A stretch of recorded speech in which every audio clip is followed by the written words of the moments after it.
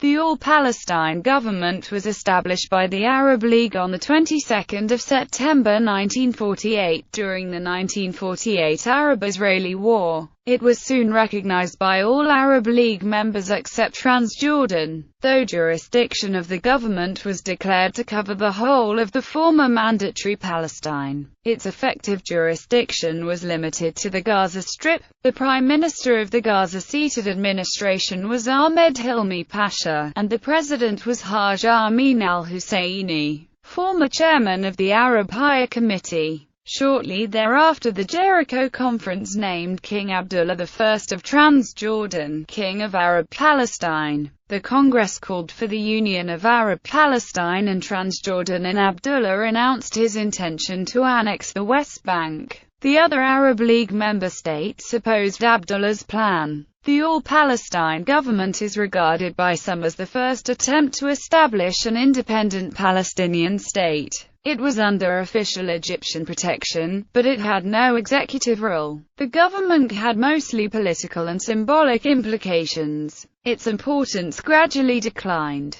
especially after the relocation of its seat of government from Gaza to Cairo following the Israeli invasion in late 1948. Though the Gaza Strip remained under Egyptian control through the war, the All-Palestine Government remained in exile in Cairo, managing Gazan affairs from outside. In 1959, the All-Palestine Government was officially merged into the United Arab Republic, coming under formal Egyptian military administration, who appointed Egyptian military administrators in Gaza. Egypt, however, both formally and informally renounced any and all territorial claims to Palestinian territory. The All-Palestine Government's credentials as a bona fide sovereign state were questioned by many, mainly due to the government's effective reliance upon not only Egyptian military support but also Egyptian political and economic power. Background: British rule. At the end of World War I, Great Britain occupied the Ottoman territory of Palestine. The boundaries of the occupied land were not well defined. Britain and France, the main Allied powers with a long-term interest in the area, made several agreements which set up spheres of interest between them in the area. Britain sought to legitimize the occupation by obtaining the British Mandate of Palestine from the League of Nations.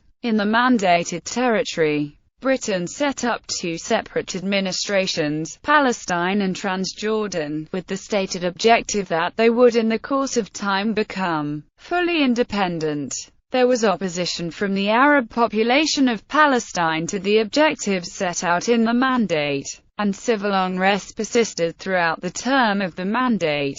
Various attempts were made to reconcile the Arab community with the growing Jewish population without success. Several partition plans were proposed. The United Nations proposed the Partition Plan of 1947, which proposed that the Gaza area would become part of a new Arab Palestinian state. The Arab states rejected the United Nations plan, which heralded the start of the 1947–48 civil war in Mandatory Palestine. Ernest Bevin, the British Foreign Secretary, said that after 25 years the British had failed to establish the self-governing institutions in Palestine that had been required under the mandate. Transjordan had been recognized as an independent government throughout most of the mandatory period, but it was officially recognized as an independent state by the United Kingdom in the Treaty of London. Some countries continued to dispute its independent status. End of the mandate. With the announcement by Britain that it would unilaterally withdraw from the mandate on 15 May 1948, the players in the region commenced maneuvers to secure their positions and objectives in the power vacuum brought on by the departing British. The objective of the surrounding Arab countries in the takeover of the whole of the British Mandate was set out on April 12, 1948, when the Arab League announced, "The Arab armies shall enter Palestine to rescue it." His Majesty would like to make it clearly understood that such measures should be looked upon as temporary and devoid of any character of the occupation or partition of Palestine, and that after completion of its liberation, that country would be handed over to its owners to rule in the way they like. Israel declared its independence on the 14th of May 1948, the day before the expiration of the mandate. On the 15th of May 1948, the Egyptian army invaded the territory of the former British Mandate from the south, starting the 1948 Arab-Israeli War. Formation of All-Palestine Government. An Egyptian ministerial order dated 1 June 1948 declared that all laws in force during the mandate would continue to be in force in the Gaza Strip. On 8 July 1948, the Arab League decided to set up a temporary civil administration in Palestine, to be directly responsible to the Arab League. This plan was strongly opposed by King Abdullah I of Transjordan and received only half-hearted support from the Arab Higher Committee, which had itself been set up in 1945 by the Arab League. The new administration was never properly established. Another order issued on 8 August 1948 vested an Egyptian Administrator General with the powers of the High Commissioner. The Egyptian government, suspicious of King Abdullah's intentions and growing power in Palestine, put a proposal to the Arab League meeting that opened in Alexandria on 6 September 1948. The plan would turn the temporary civil administration, which had been agreed to in July, into an Arab government with a seat in Gaza for the whole of Palestine. The formal announcement of the Arab League's decision to form the government of All-Palestine was issued on 20 September. The All-Palestine Government was under the nominal leadership of Amin al-Husseini, the Mufti of Jerusalem. Ahmed Hilmi Abd al-Baqi was named Prime Minister. Hilmi's cabinet consisted largely of relatives and followers of Amin al-Husseini, but also included representatives of other factions of the Palestinian ruling class. Jamal al-Husseini became foreign minister, Raja al-Husseini became defense minister, Michael Abkarius was finance minister, Orna Abd al-Hadi was minister for social affairs and Anwar Nusayber was secretary of the cabinet.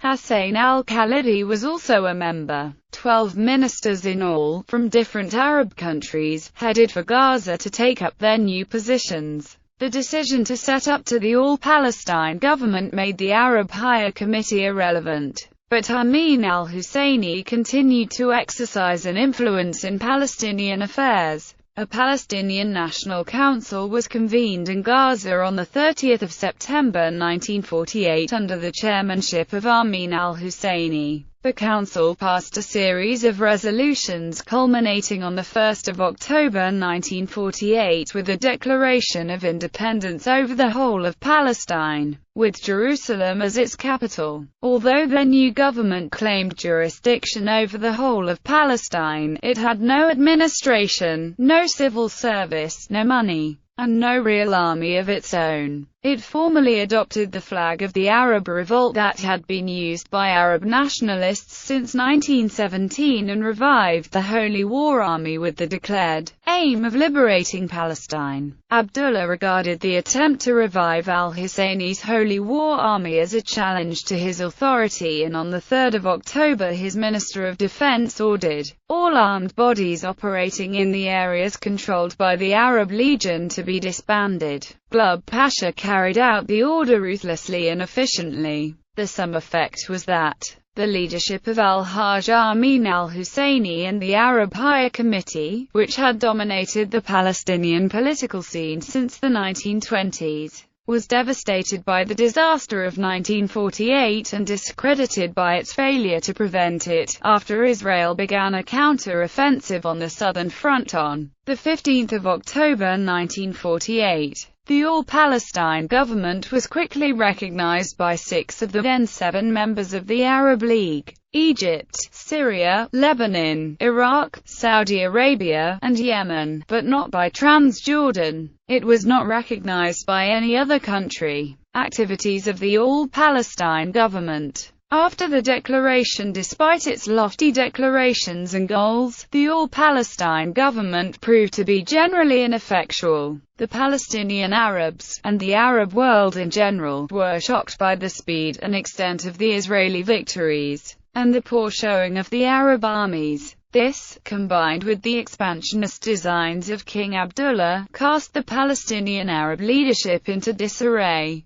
Avi Shlaim writes, "The decision to form the government of all Palestine in Gaza, and the feeble attempt to create armed forces under its control, furnished the members of the Arab League with the means of divesting themselves of direct responsibility for the prosecution of the war and of withdrawing their armies from Palestine with some protection against popular outcry. Whatever the long-term future of the Arab government of Palestine, its immediate purpose, as conceived by its Egyptian sponsors, was to provide a focal point of opposition to Abdullah and serve as an instrument for frustrating his ambition to federate the Arab regions with Transjordan." First years. The 1948 Arab-Israeli War came to an end with the Israel-Egypt Armistice Agreement of 24 February 1949, which fixed the boundaries of the Gaza Strip. The All-Palestine Government was not a party to the agreement nor involved in its negotiation. The Gaza Strip was the only area of the former British Mandate territory that was under the nominal control of the All-Palestine Government. The rest of the British Mandate territory became either part of Israel or the West Bank, annexed by Transjordan. In reality, the Gaza Strip was under Egyptian administration, though Egypt never made any claim to or annexed any Palestinian territory. Egypt did not offer the Palestinians citizenship. Palestinians living in the Gaza Strip and Egypt were issued all-Palestine passports, and were not permitted to move freely into Egypt. However, these passports were only recognized by 6 Arab countries. The passports ceased to be issued when the All-Palestine Government was dissolved, though some countries continued to recognize them for some time. From the end of 1949, the refugees received aid directly from UNRWA and not from or through the All-Palestine Government.